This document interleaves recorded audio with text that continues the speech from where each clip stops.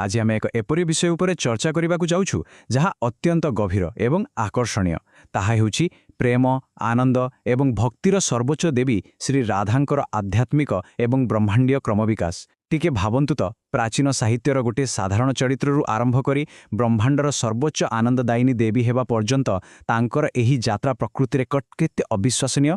तेबे आसंतु सीधासळख विषयवस्तु भितरकु जिबा। वर्तमान कवि चंडीदासंकर एही हृदयस्पर्शी उद्धृतिटी उपरे टिके नजर पकांतु।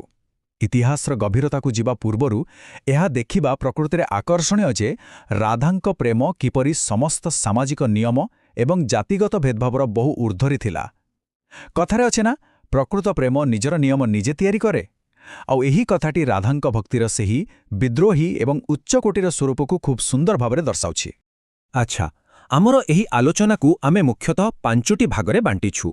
सेगुड़िक हेला बृंदावनर गोपी, साहित्यरु देवत्व, प्रेमिका बनाम विवाहिता पत्नी, मूर्तिकला एवं ब्रह्मांडीय मिलन एवं शेषरे सर्वोच्च देवींको आराधना।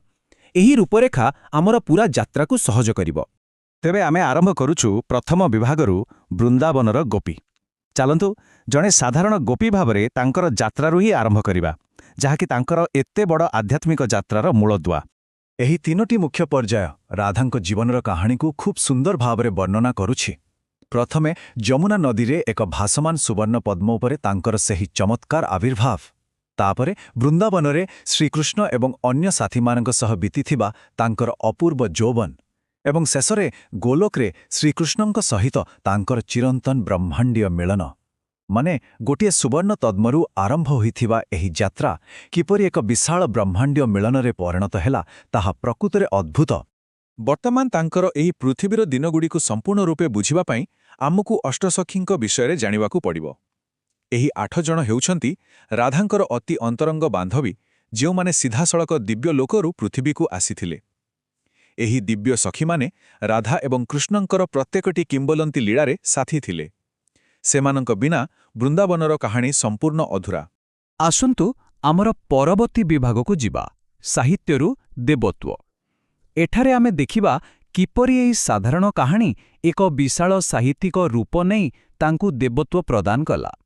एही इतिहासर समयरेखा उपरे टिके नजर पकांतु। कथाटा केते रोचक लागुची। प्रथम बा द्वितीय शताब्दी रे प्राकृत कविता गाथा सप्तशतीरे राधांकर केवल एक छोट उल्लेख थिला, किंतु वर्ष वर्ष धरी एथिरे किपरि परिवर्तन आसिला देखंतु। द्वादश शताब्दी रे आसिला जयदेवंक गीत गोविंद, आउ तापरे पंचदश एवं 16 शताब्दीर भक्ति आंदोलन बेलकू से पूरापूरी भावरे एक केन्द्रबिंदु पाल्टी जाइथिले। जयदेवंक गीत गोविंदर एही निर्दिष्ट कविताटी अत्यंत गुरुत्वपूर्ण। एठारे श्रीकृष्ण निजे राधांकु तांकर अनुसरण करिबाकू कहुछंती, जहाकी बहुत रोमांटिक एवं गभीर।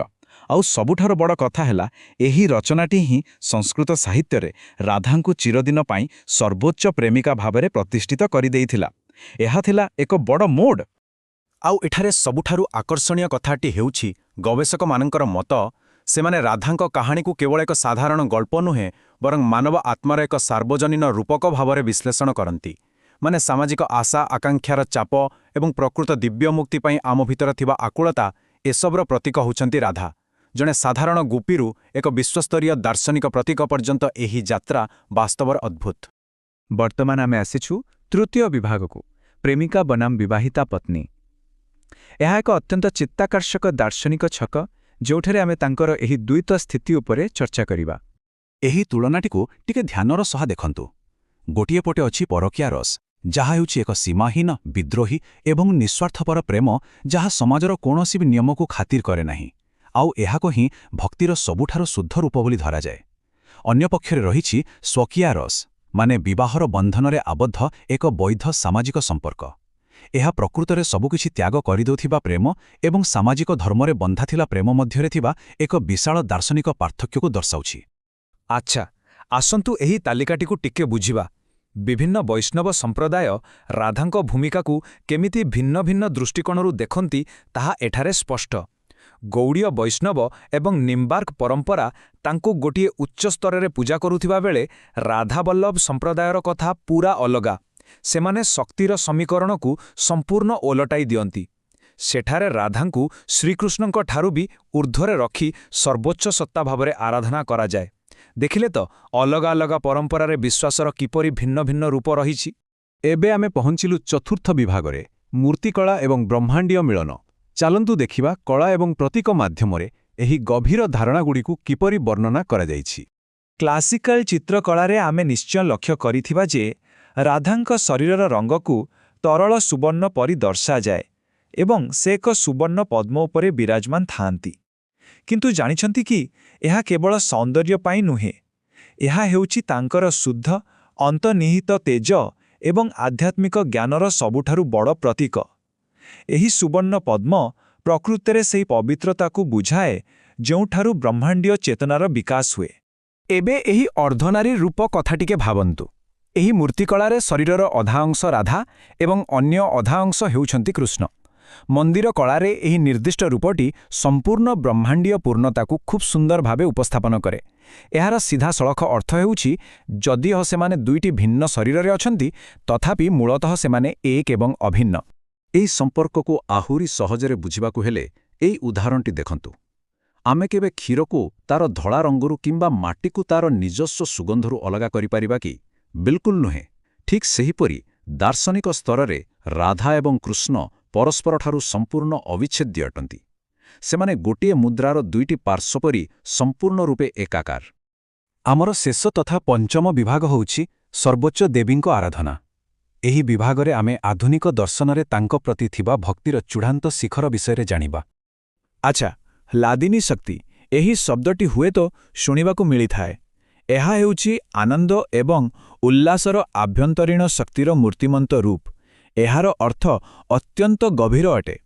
ଏହା ପ୍ରମାଣ କରେ ଯେ ରାଧା କେବଳ ଧର୍ମଗ୍ରନ୍ଥର ଏକ ଚରିତ୍ର ନୁହନ୍ତି, ବରଂ ସେ ନିଜେ ହେଉଛନ୍ତି ସମଗ୍ର ବ୍ରହ୍ମାଣ୍ଡର ସର୍ବୋଚ୍ଚ ଆନନ୍ଦଦାୟକ ଶକ୍ତିର ମୂଳ ଉତ୍ସ। ସହଜ ଭାଷାରେ କହିଲେ ତାଙ୍କ ବିନା ବ୍ରହ୍ମାଣ୍ଡରେ ଆନନ୍ଦର କୌଣସି ଅସ୍ତିତ୍ୱ ହିଁ ନାହିଁ। କେତେ ଆଶ୍ଚର୍ଯ୍ୟଜନକ ନୁହେଁ କି? ଏହା ସହିତ ତାଙ୍କ ମୂଳ ପ୍ରକୃତି ବା ବ୍ରହ୍ମାଣ୍ଡର ପ୍ରାଥମିକ ସ୍ରୋତ ଭାବରେ ମଧ୍ୟ ଗ୍ରହଣ କରାଯାଏ। ଏହି ସେହି ମୂଳ ପ୍ରକୃତି ଯେଉଁଠାରୁ ଏହି ଦୃଶ୍ୟମାନ ଜଗତ ଏବଂ ସମସ୍ତ ଭୌତିକ ସୃଷ୍ଟିର ଉତ୍ପତ୍ତି ହୋଇଛି। ଏହି ବିଶ୍ୱାସଟି ତାଙ୍କୁ ଜଣେ ସାଧାରଣ ଗୋପୀର ପରିଚୟରୁ ବହୁ ଊର୍ଦ୍ଧ୍ୱକୁ ନେଇଯାଏ ଏବଂ ସମ୍ପୂର୍ଣ୍ଣ ସୃଷ୍ଟିର ସର୍ବୋଚ୍ଚ ମାତା ଭାବରେ ପ୍ରତିଷ୍ଠିତ କରେ। ତାଙ୍କର ପ୍ରତ୍ୟେକ ସୁନ୍ଦର ନାମ ପଛରେ କିଛି ନା କିଛି ଗଭୀର ଦାର୍ଶନିକ ଅର୍ଥ ଲୁଚି ରହିଛି। ଉଦାହରଣ ସ୍ୱରୂପ ଗୌରାଙ୍ଗୀ, ଅର୍ଥାତ୍ ଯାହାଙ୍କର ଶରୀରର ରଙ୍ଗ ତରଳ ସୁବର୍ଣ୍ଣ ପରି ଉଜ୍ଜ୍ୱଳ। ସେହିପରି ରାସେଶ୍ୱରୀ, ଅର୍ଥାତ୍ ରାସଲୀଳାର ସର୍ବମୟୀ ରାଣୀ। ଏହି ପ୍ରତ୍ୟେକ ନାମ ତାଙ୍କର ଦିବ୍ୟ ଶାରୀରିକ ସୌନ୍ଦର୍ଯ୍ୟଠାରୁ ଆରମ୍ଭ କରି ତାଙ୍କର ଅସୀମ କ୍ଷମତା ପର୍ଯ୍ୟନ୍ତ ସବୁକିଛିକୁ ଖୁବ୍ ସୁନ୍ଦର ଭାବରେ ବର୍ଣ୍ଣନା କରେ। ଆଉ ଏବେ ରାଧାତନ୍ତ୍ରମ୍ ଭଳି ଗ୍ରନ୍ଥଗୁଡ଼ିକର କଥା ଦେଖନ୍ତୁ। ଏଠାରେ ସମ୍ପୂର୍ଣ୍ଣ କାହାଣୀର ଦୃଷ୍ଟିକୋଣ ବଦଳି ଯାଇଛି। କିଛି ନିର୍ଦ୍ଦିଷ୍ଟ ତାନ୍ତ୍ରିକ ପରମ୍ପରାରେ ରାଧାଙ୍କୁ କୃଷ୍ଣଙ୍କର ମଧ୍ୟ ଏକ ସ୍ୱାଧୀନ ଏବଂ ସର୍ବୋଚ୍ଚ ଗୁରୁ ଭାବରେ ଦର୍ଶାଯାଇଛି। ମାନେ ସେ ହେଉଛନ୍ତି ସର୍ବଜ୍ଞ ଏବଂ ସମସ୍ତଙ୍କର ଦିବ୍ୟ ମାର୍ଗଦର୍ଶକ। ଶକ୍ତିର ଏହି ସମୀକରଣ ପ୍ରକୃତରେ ତାଙ୍କର ଅସୀମ ଏବଂ ସ୍ୱାଧୀନ କ୍ଷମତାର ଏକ ଚୂଡ଼ାନ୍ତ ନିଦର୍ଶନ। ଆମର ଏହି ବିଶ୍ଳେଷଣର ଶେଷରେ ଏକ ଗଭୀର ପ୍ରଶ୍ନ ସହିତ ଆମେ ଆଜିର ଅଧ୍ୟାୟକୁ ବିରାମ ଦେବୁ। ଯେତେବେଳେ ଚୂଡ଼ାନ୍ତ ଦିବ୍ୟ ପ୍ରେମ ଏବଂ ବ୍ରହ୍ମାଣ୍ଡୀୟ ମିଳନ ହାସଲ କରିବାର କଥା ଉଠେ, ସେତେବେଳେ କ'ଣ ପ୍ରକୃତରେ ନିଜେ ଭିତରେ ଥିବା ଅହଙ୍କାର ବା ଇଗୋକୁ ସମ୍ପୂର୍ଣ୍ଣ ରୂପେ ଆତ୍ମସମର୍ପଣ କରିଦେବା ନିତାନ୍ତ ଆବଶ୍ୟକ? ଏହି ପ୍ରଶ୍ନଟି ନିଶ୍ଚିତ ଭାବରେ ଭକ୍ତିର ପ୍ରକୃତ ଗଭୀରତା ଏବଂ ପ୍ରେମର ମୂଲ୍ୟ ବିଷୟରେ ଚିନ୍ତା କରିବାକୁ ବାଧ୍ୟ କରେ। ଆମର ଆଶା ଏହି ଆଲୋଚନା ଆମ ସମସ୍ତଙ୍କୁ କିଛି ନୂଆ ଦୃଷ୍ଟିକୋଣ ଦେଇଥିବ। ଆଜି ପାଇଁ ଏତିକି। ପୁଣି ଭେଟିବା ଏମିତି କିଛି ରୋଚକ ବିଷୟ ସହିତ। ଧନ୍ୟବାଦ।